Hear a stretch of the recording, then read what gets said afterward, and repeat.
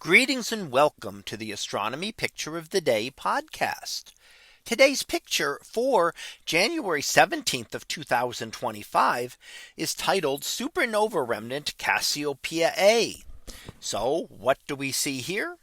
Well, here we see a remnant of a star that exploded and in fact was seen to explode here on Earth about a few hundred years ago. And that since that time, we have been able to see it expanding outward. Now we couldn't really see that all the time because it takes a powerful telescope to be able to see this.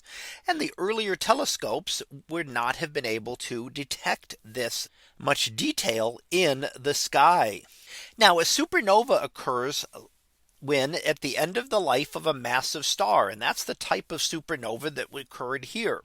The massive star at the end of its life becomes unstable. It builds up a core of iron and is unable to do anything with that iron. Iron cannot be fused together to gain energy as lighter elements can. So at that point, the entire core becomes unstable and implodes. It collapses downward and then rebounding outward expels the material out into space. And this is where a lot of heavier elements come from. Things like this. When in that massive explosion, those heavier elements, and to an astronomer, a heavy element is anything that is not hydrogen or helium. So those elements then are expelled back out into space, giving things like carbon and oxygen and nitrogen that make up part of Earth and parts of our bodies and the air that we breathe. And that would also include things like silicon that makes up the rocks here on Earth.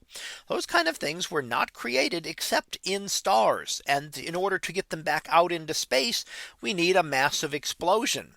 Because if the star just creates that material but keeps it trapped in its core, then it never gets back out into the universe. So we never are able to see it and never becomes part of future generations of stars. It is only in massive explosions such as the ones we see the remnant of here today that those materials are expelled back out and can become seed material for future generations of stars. So it's quite possible that the oxygen that you breathe was once expelled outward in a supernova explosion like this many billions of years ago, long before our solar system formed, that then became part of that material, which would eventually form our sun and our solar system and our Earth.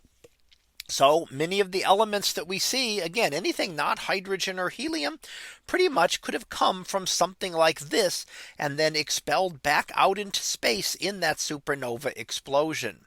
Now, this is part of the life cycle of stars. This is the end of cycle of a star's life where that material is expelled out. And it only happens for the very massive stars. So a star like our sun will not do this. It's only those most massive stars that explode and expel that material back out into space. And we can watch it here. And in fact, over time, we can actually see the various different filaments and knots here expanding outward over the last few hundred years. At that point, it would have been just an individual star very close to the center of this location. So that was our picture of the day for January 17th of 2025.